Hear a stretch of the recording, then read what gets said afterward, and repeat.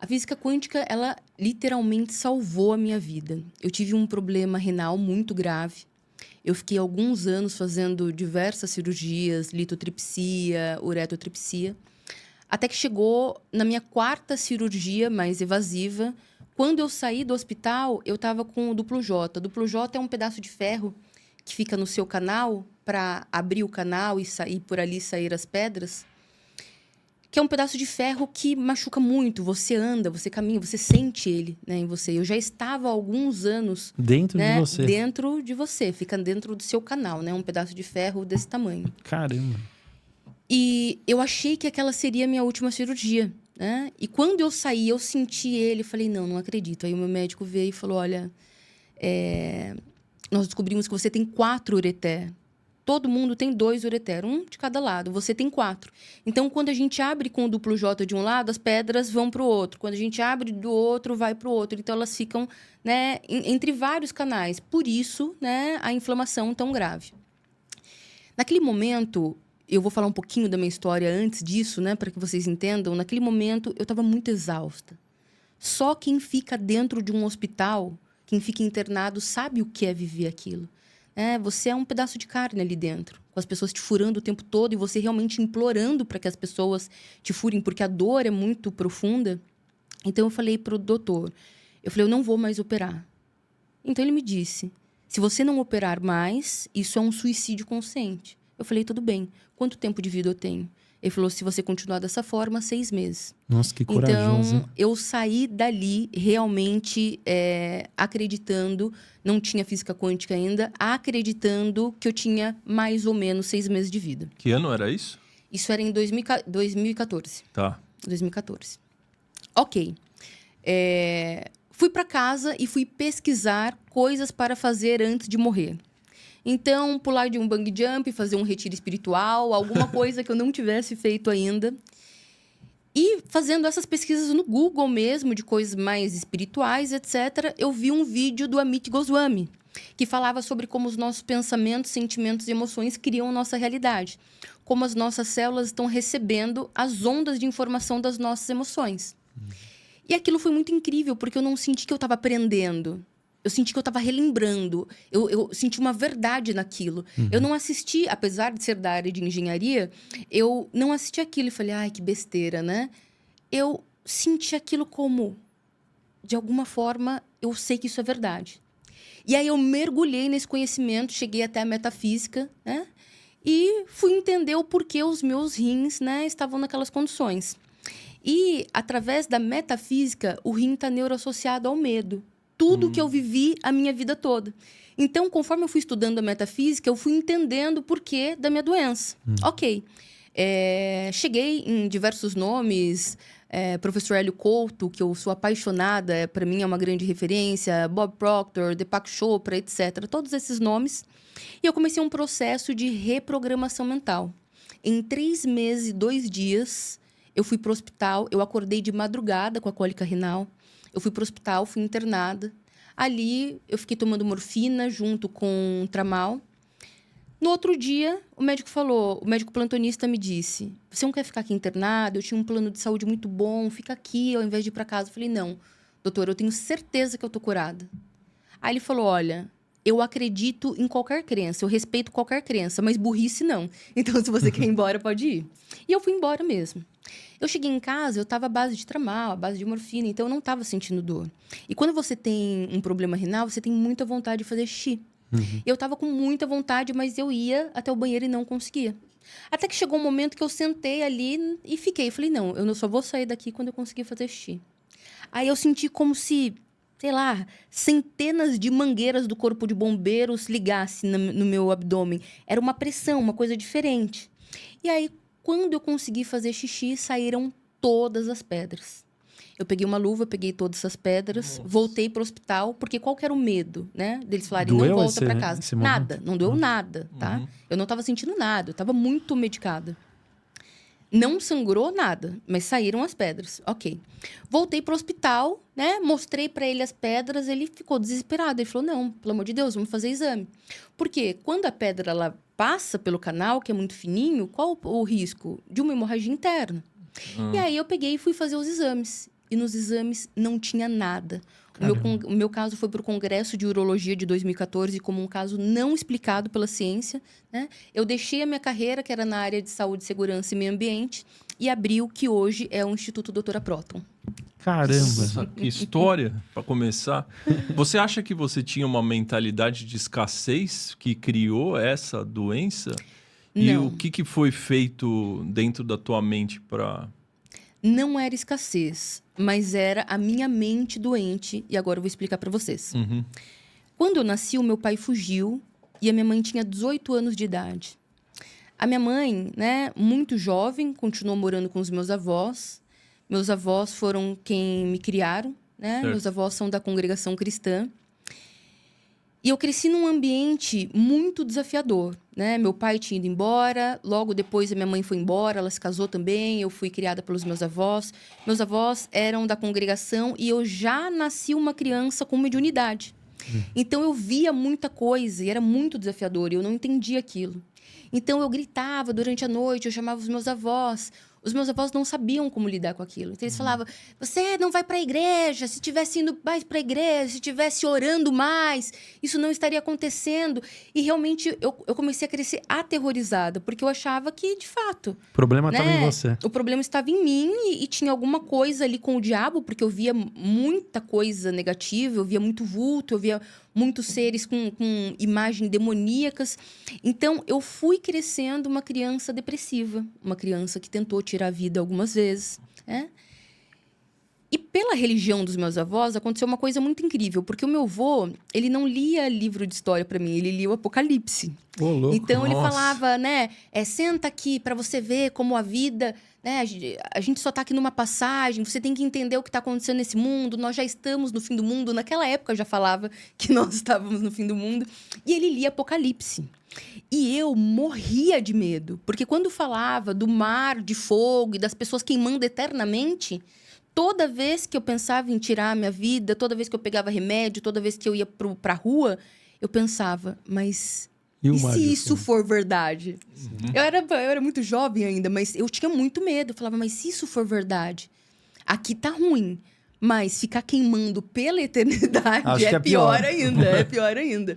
Então, isso salvou a minha vida também, porque eu nunca tive coragem de fazer nada, porque quando eu chegava na hora, eu falava, não, eu tenho medo, né, do outro lado do véu ser pior. É o medo com a sua função de sobrevivência, Exatamente, né? exatamente.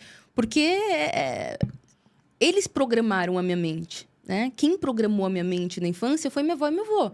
Então, nós já somos a somatória dos nossos pais. Então, quem eu sou? 50% pai, 50% mãe. Que são 50% meus avós, tataravós, etc. Toda a ancestralidade. Ok.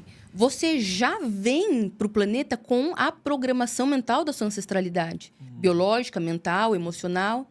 E então, o momento que você fica no ventre da sua mãe, que nós chamamos de vida intrauterina, é muito interessante, porque tudo que você vive, tudo que a sua mãe vive na vida intrauterina, você vive sentindo como se fosse com você. Então, por exemplo, se a sua mãe ela recebeu muito amor, muito cuidado, você já nasce com uma pré-programação de muito amor. Mas se a sua mãe passou por muita violência emocional, se ela foi deixada, se ela foi abandonada, se ela foi criticada, você vive toda essa dor que ela está vivendo, mas como se fosse contra você. Então, você já nasce com essa pré-programação. Do momento que você nasce até seus 7 anos de idade, você não tem a mente consciente. Você só tem a mente inconsciente. A mente inconsciente, ela é um jardim onde tudo que você planta dá. Ou seja, quem estava programando esse jardim eram os meus avós, com uma base, né, da igreja evangélica muito forte. Então, apesar de já ter vindo muito diferente, com mediunidade, eu não entendi o que era mediunidade. Naquela época, eu achava que era o diabo mesmo que estava me tentando, era o diabo mesmo que estava tentando me persuadir, né, para não ter uma vida, né, positiva. Ok. Saí dessa infância e fui para a adolescência com muitos problemas de saúde. Eu tomava antibiótico todo mês. Eu tinha garganta inflamada todo mês. Eu era uma criança, eu já nasci com obesidade. Então, na minha adolescência, eu cheguei a pesar 98 quilos. Nossa. Então, tudo isso são marcas o quê? Da dor. Uhum. O corpo, ele fala. E ele fala através da somatização. Sim, os recados. Né? Exatamente. Então, eu fui crescendo uma adolescente depressiva, ansiosa, com muitos problemas de saúde. Eu sempre estava no hospital, sempre tinha alguma coisa. Quando eu fiz 18 anos, eu sempre muito revoltada, a minha mentalidade era: vou trabalhar, vou ganhar muito dinheiro e vou sumir daqui. Eu cresci no interior, né, na periferia do interior de São Paulo. E aí eu fui para minha primeira experiência de trabalho, que foi telemarketing. Na época, o meu salário era R$260. Caramba. Né, Olha. para trabalhar de domingo a domingo. Claro, né, que com inflação, enfim, Sim. não é como hoje, R$260 hoje, mas esse era o salário da época. Isso me revoltou ainda mais, porque quando eu vi que eu tinha que trabalhar de domingo a domingo e aquilo não pagava nenhum curso técnico, né, eu falei, como que eu vou fazer?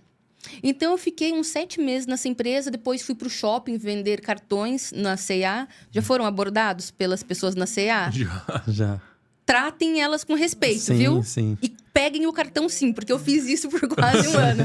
Ajuda elas. Então, ajuda elas. Então, depois eu fui para a C&A, meu salário era R$350. Eu queria fazer faculdade de qualquer coisa, mas não tinha ainda, não pagava uma faculdade. Então, dentro do ônibus, eu passei na frente de uma escola técnica e estava uma faixa, né? Faça uma prova aqui e ganhe até 50% de bolsa. Daí você falou, Perfeito. agora é a vez. Eu olhei os nomes e tinha lá, técnico em biomedicina. Eu achei o nome chique. Eu achei o nome bonito. Falei, nossa, isso aí que eu vou fazer. Eu nem sabia o que era. Entrei lá, fiz, né, a inscrição lá para fazer a prova. E no dia que eu cheguei lá, eu estava conversando com todo mundo. Eu sou muito comunicativa. E aí o professor do curso de segurança do trabalho veio. E ele falou, que curso que você vai fazer? Eu falei, técnico em biomedicina. Ele falou, você vai ficar mexendo com xixi, cocô o resto da sua vida? Eu falei, mas não é para fazer análises laboratoriais? Ele mas o que você acha que você vai analisar? Eu falei, não, mas tudo bem, o salário base era 1.280, era muita coisa, né? Imagina, eu ganhava R$350. Aí ele falou, olha, eu sou o coordenador do curso de segurança do trabalho. O piso do técnico de segurança é R$1.800. Muito mais. Olha. E você só vai andar pela empresa com uma prancheta na mão, só vai cuidar das pessoas, fazer treinamento. Mudei na hora, né? Risquei técnico em biomedicina e fiz a prova e consegui 50% de bolsa para fazer o curso técnico em segurança do trabalho. Bacana. Fiz o curso, né, de segurança do trabalho e me formei em 2008. O que estava acontecendo no planeta?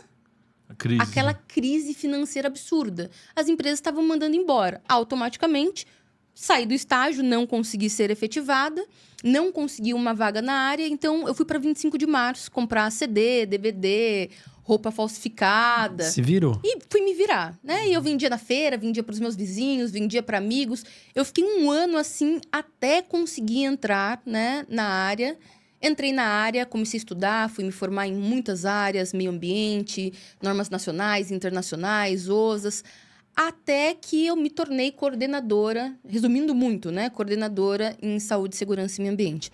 Mas por que explicar isso é importante para vocês, para todos vocês que estão nos ouvindo? Porque muitas vezes a gente começa, a gente tenta, e aí quando não dá certo, a gente já desiste. E aí as pessoas nos assistem, vê eu, vocês, e fala, nossa, mas para eles é fácil. Não foi fácil. Uhum. Nunca foi fácil para mim. E eu falo para os meus alunos, nada é fácil, mas é possível. Então, se uma pessoa faz, você também pode fazer. Você também é capaz. Exatamente. Se você pode viver essa vida na primeira classe, não aceite viver essa vida na segunda classe. E foi exatamente isso que eu fiz. Eu era coordenadora em saúde, segurança e meio ambiente. Eu estava começando a ter uma vida mais digna. Tinha comprado o primeiro carro bonito, carro decente. Tinha viajado pela primeira vez de avião, etc. Mas aí eu comecei a ter essas dores renais. E aí, 2 anos de muitas dores, de muitas cirurgias, o médico vem e fala isso pra mim. Então, veja que a minha alma estava cansada. Então, não foi somente, nossa, né, não quis lutar contra a vida, não quis, né, lutar pela vida. É porque eu já vinha de um histórico, desde o momento do meu nascimento, de muita dor. Muita luta, né? Então, quando eu consegui estabilizar, eu falei, nossa, agora minha vida vai acontecer, vem essa doença. Então, eu estava exausta. Foi isso que me fez falar pro médico, não, chega, eu não vou continuar aqui. Eu não vou ficar mais lutando para viver. Se não é para eu viver, tá tudo bem. Se acabou, né, o meu tempo aqui no planeta, ok. Enfim, achei que teria 6 meses, mas aí me curei, né? Metade do tempo. Metade do tempo, foi incrível. E eu fiquei tão apaixonada, tão loucamente apaixonada, que eu deixei a minha área de segurança do trabalho e comecei essa empresa do zero, sem R$1. Eu não sabia como, mas eu já tinha programado na minha mente que o como não é um problema meu, o como é um problema do universo. Qual que era o meu papel? Fazer acontecer. Então, essa empresa, primeiro, seria uma empresa de palestras motivacionais com o embasamento da física quântica. Eu já era palestrante na área, né, de segurança do trabalho, mas ninguém queria me contratar. E como eu sempre fui muito comunicativa, eu tinha muito networking, então eu ligava para os diretores, para os gerentes, para todo mundo que eu já tinha trabalhado. Falava, olha, deixa eu fazer uma palestra aí, as pessoas só precisam me ouvir. Eles falavam, só se for de graça. Tá bom, vou de graça.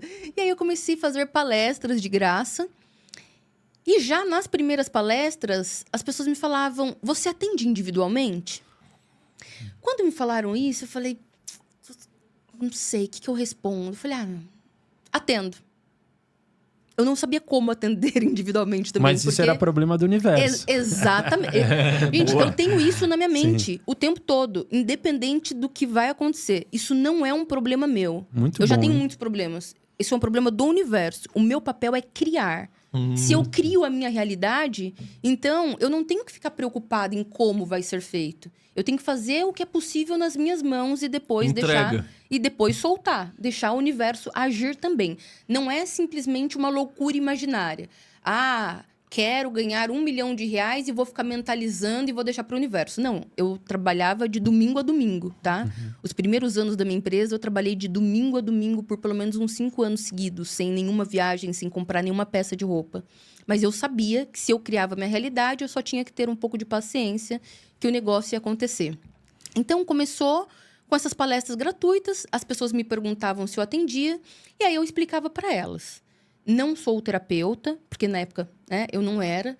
O que eu posso fazer é ensinar vocês o que eu aprendi, o que eu estudei, né, que me curou. E aí, né, vocês aplicam. Só que física quântica, maravilhosa, é uma coisa muito incrível. Não tem como não ter resultado. Não existe a possibilidade de não ter resultado. Se você aplicar, você vai ter resultado. Então, o que começou a acontecer? As pessoas começaram a se curar do câncer, de ansiedade, de problemas de autoestima, começaram a performar melhor no trabalho. E elas começaram a falar para os seus amigos sobre o meu trabalho. Eu ia nas palestras da cidade, ia em eventos de networking. Então, a minha empresa cresceu assim, boca a boca,